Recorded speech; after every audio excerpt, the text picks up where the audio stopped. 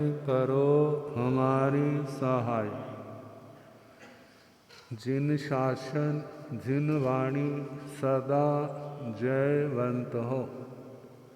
श्रवण संग सदा अविचल मंगल हो।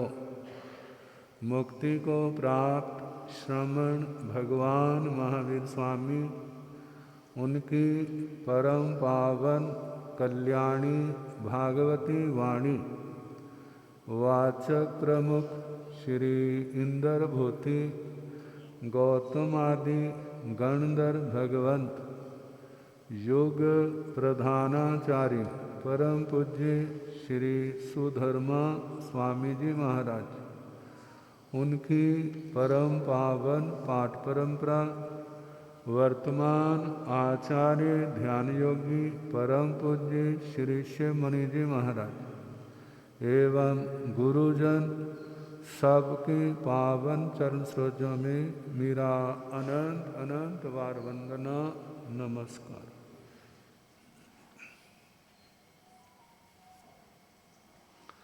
उपस्थित धर्म प्रेमी सज्जनों, माताओं तथा बहनों,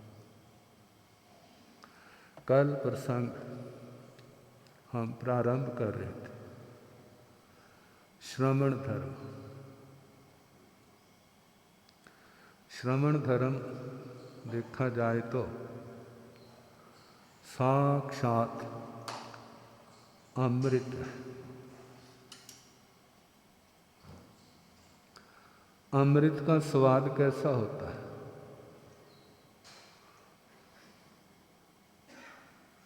अच्छी चीज जब पहले मिलती है तो प्रकृति से विपरीत होने के कारण वो कड़वी लगती है। जिसका गुस्से का स्वभाव है उसको का गुस्सा नहीं करना, शांत रहना, तो कैसा लगता उसको? कोई अभिमान के अंदर ग्रस्त, कहते भाई छोड़ दे इसको, क्या वो बात आपकी सुन लेगा?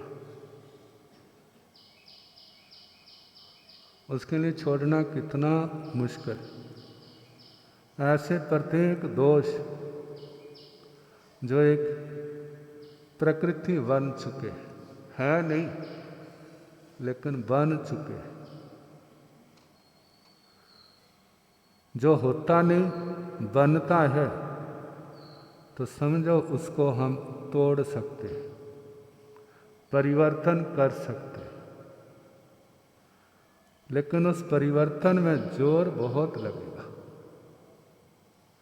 बड़ी साधना की तपस्या की जरूरत है, तब सफलता मिलेगी। 10 श्रवण धर्म कहने बड़े आसान है,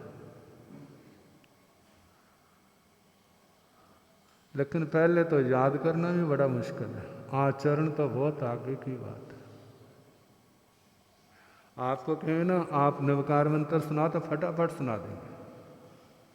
आपको पूछा जाए चल 10 श्रवण धर्म के नाम गिना दे, फिर कोई कोई बिरला निकल सकता है।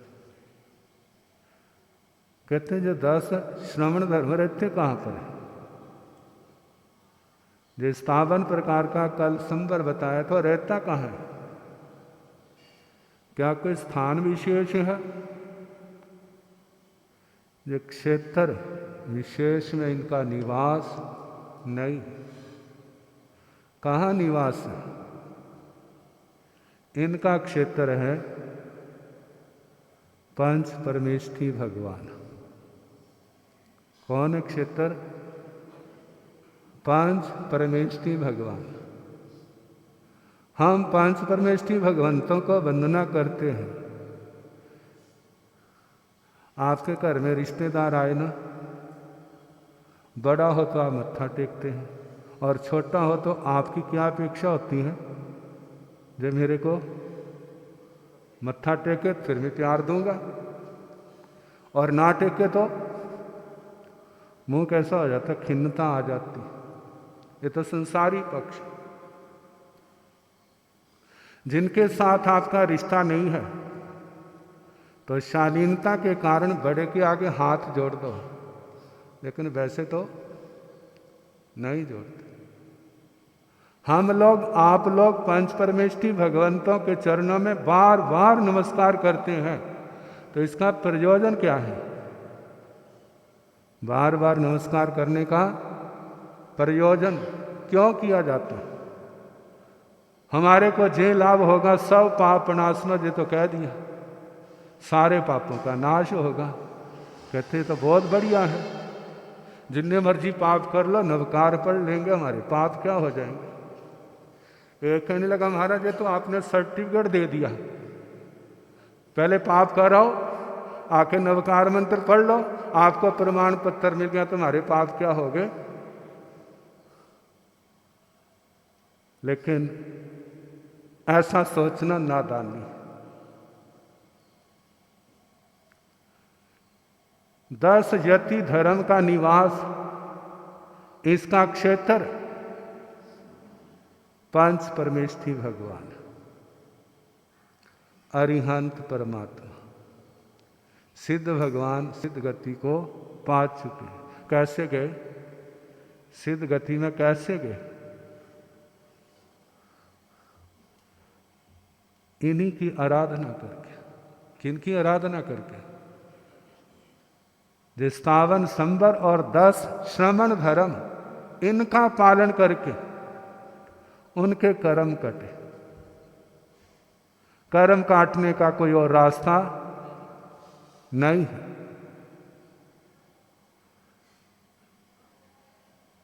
आचार्य भगवंत, उपाध्याय भगवंत, साधु साध्वियां जहां निवास करता है, लेकिन जो छोटी श्रेणी के साधक हैं, जो कभी कभी उनके अंदर जो धर्म झलक मारता है,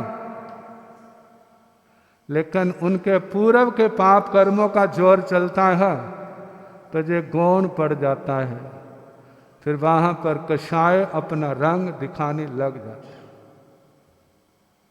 जिनकी आत्मा में ज्ञान की रोशनी होती है, वो थोड़ी देर बाद संभलते, फिर अपने आप को संभालते। जे मेरा धर्म, जे मेरा धर्म नहीं। कौन सा धर्म? 18 पापों का सेवन। क्रोध, मान, माया, लोभ, राग, द्वेष आदि जो है, जो संसार परिभ्रमण का कारण है, जो आत्मा को संसार से तारते नहीं है। तारने वाले कौन है? व्यवहार में कहते हैं गुरुजन, भगवान, लेकिन तारने वाला है वो है जो संबर द्वार, जे 10 यति धर्म। यदि कोई भगवान गुरुजन तारे, जो केवल मार्गदर्शक हैं, प्रेरक हैं, कर्म हमने किए हैं, तो उनको गुरुओं ने थोड़ा काटना है। लेकिन दूसरी परंपराओं में कहते हैं भगवान तुम्हारे पाप कर्मों को काट देंगे, गुरु आपके ऊपर प्रसन्न होंगे, तो तुम्हारे क्या कर देंगे? जैसे राजा प्रसन्न होकर सजा माफ कर देता है, ऐसे ही गुरुजन प्रसन्न हो जाएंगे, तो वो भी क्या करेंगे? तुम्हारे पाप काट देंगे। इसलिए करो गुरुओं की सेवा। जब गुरुओं की सेवा करेंगे, गुरुजन खुश होंगे, उनका कौन सा जोर करके ले तेरे को माफ किया, बस हो गए काम। लेकिन इस बात को जैन दर्शन ने, अरिहंत भगवंतों ने स्वीकार नहीं किया। कहते जब उनके अपने कर्म किसी के काटे नहीं कटे, तो अपने दूसरों के कर्म कैसे काटेंगे? कई बार हम महाराष्ट्र में थे, तो एक संतों ने सुनाया, कहते हमारे गुरुजी के पास ने एक भगत आया, कहते हमारा कोई शॉर्टकट रास्ता दिखाओ। शॉर्टकट रास्ता कहाँ का भला? मोक्ष का शॉर्टकट रास्ता दिखाओ, हम सीधे मोक्ष पहुंच जाएं। कहते तैने हमारे को बेवकूफ समझा है। किन्होंने कहा? संतों ने। आपने हमारे को पागल समझा है। कहते क्यों? कहते तेरे को तो शॉर्टकट रास्ता दिखाए और हम घूम घुमा के जाए वहां पर और तेरे को सीधा रास्ता दिखा दे। कहते भगवान का रास्ता तो सीधा एक है। वो क्या है? जो संयम और तप, संबर और निर्जरा। संबर होगा तो कब होगा? जब 18 पापों का त्याग किया जाएगा, इन 57 बातों का ध्यान किया जाएगा, इनका जीवन में आचरण किया जाएगा, तब क्या होगा? संबर होगा। और बिना किसी लौकिक लालसा के जब 12 प्रकार की तपस्या होगी तो पूर्व के बंधे हुए कर्म क्या होंगे? कटेंगे। इसके अलावा और कोई रास्ता नहीं है। अरिहंत पर भगवान ने कहा सम्यक ज्ञान, सम्यक दर्शन, सम्यक चारित्र, सम्यक तप। सम्यक ज्ञान के द्वारा जाना जाता है हमारी आत्मा का स्वरूप क्या है, परमात्मा का स्वरूप क्या है। जिसके बल से संसार में डूबता है वो कौन है, और जिसके बल से संसार को पार करता है वो कौन है? असंयम और संयम। असंयम के कारण से आत्मा का पतन होता है और संयम तप के कारण से आत्मा का ऊर्ध्वारोहण होता है। ये तो ज्ञान के द्वारा जान लिया, लेकिन जानने के साथ मानना भी तो पड़ेगा ना। जे तरने का रास्ता है, जे डूबने का रास्ता है, डूबने का रास्ता छोड़ दो और तरने के रास्ते पर कदम रखो। कहा चारित्र क्या है? मानना सम्यक दर्शन है, जानना सम्यक ज्ञान है, और मानना जैसा भगवान ने कहा है उसी के अनुसार मानना, वो सम्यक दर्शन है। और सम्यक चारित्र, सम्यक चारित्र का मतलब जो आपने जाना, जो डूबने का रास्ता है उसको छोड़ दो और जो तरने का रास्ता है उसके ऊपर कदम रखो, आगे बढ़ो। तप क्या है? इच्छाओं का निरोध। इच्छाओं के निरोध का मतलब क्या?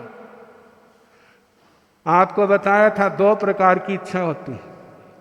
एक कर्म के क्षय से होती है और एक कर्म के उदय से होती है।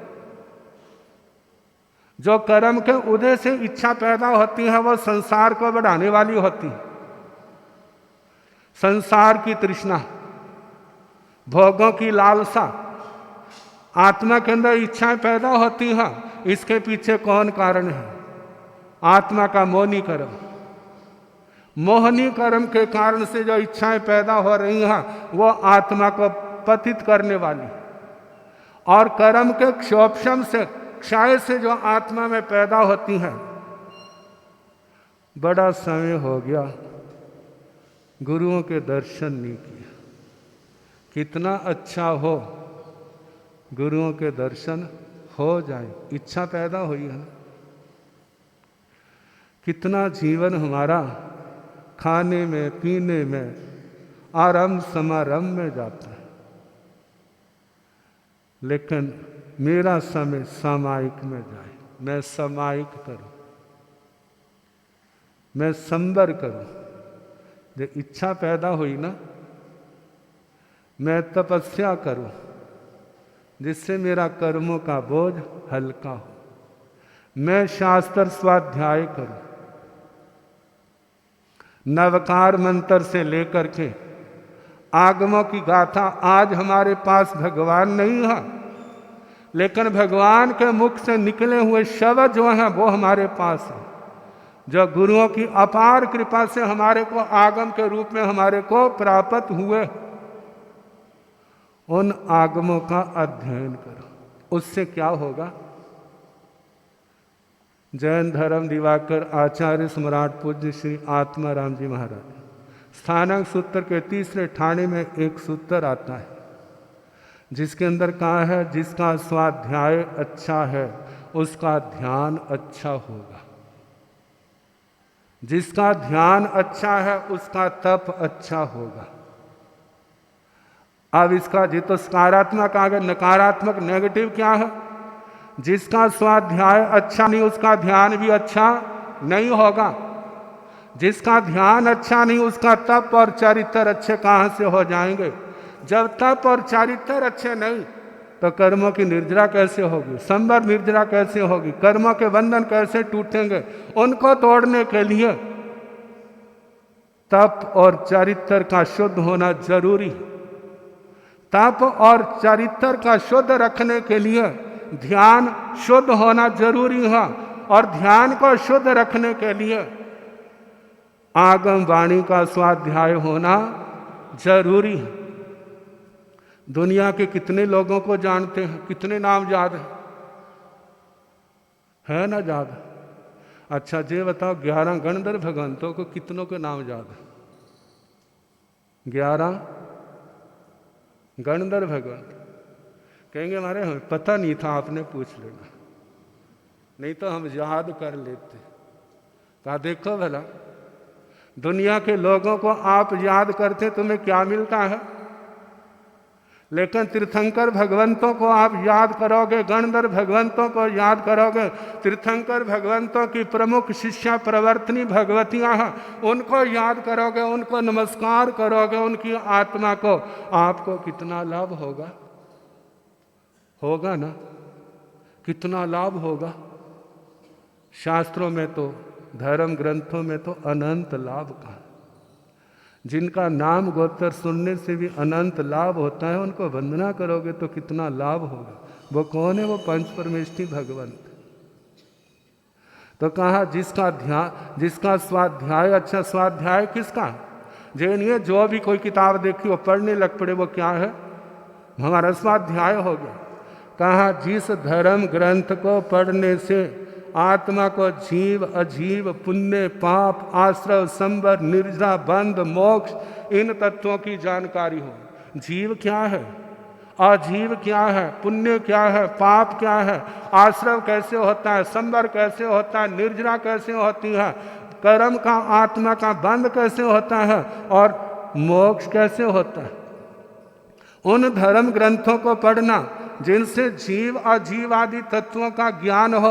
और दूसरी बात, जिनको पढ़ने से भोगों से नफरत पैदा हो, जिनको पढ़ने से, सुनने से भोगों से विरक्ति का भाव पैदा हो, जिनको पढ़ने से धर्म के प्रति अनुराग, धर्म के प्रति लगाव पैदा हो, धर्म के प्रति श्रद्धा जागे, मानो इस धर्म के मार्ग पर नहीं चल सकता तो जो चलने वाले हैं उनके प्रति अनुमोदना का भाव हो। जे आत्माएं धन्य हैं, अपने जीवन को सफल बना रहे हैं। मेरा कब समय आएगा जब मैं भी इस मार्ग का पथिक बनूंगा, मैं भी 5 समिति 3 गुप्ती का पालन करूंगा, मैं भी धर्म की आराधना करते समय परिसहों को समता से सहन करूंगा, मैं भी खंती, मुक्ति, क्षमा आदि 10 जति धर्म की आराधना करूंगा, मैं भी 12 भावनाओं का अनुचिंतन करूंगा, अनित्य क्या है, अशरण क्या है, इन भावनाओं का मैं भी 5 प्रकार के चरित्र का पालन करूंगा। जे भावनाएं पैदा हो किनको? जिन ग्रंथों को पढ़ने से, वो आगम वाणी पढ़ना। समय आपका हो गया, बाकी कल जैसे समय होगा।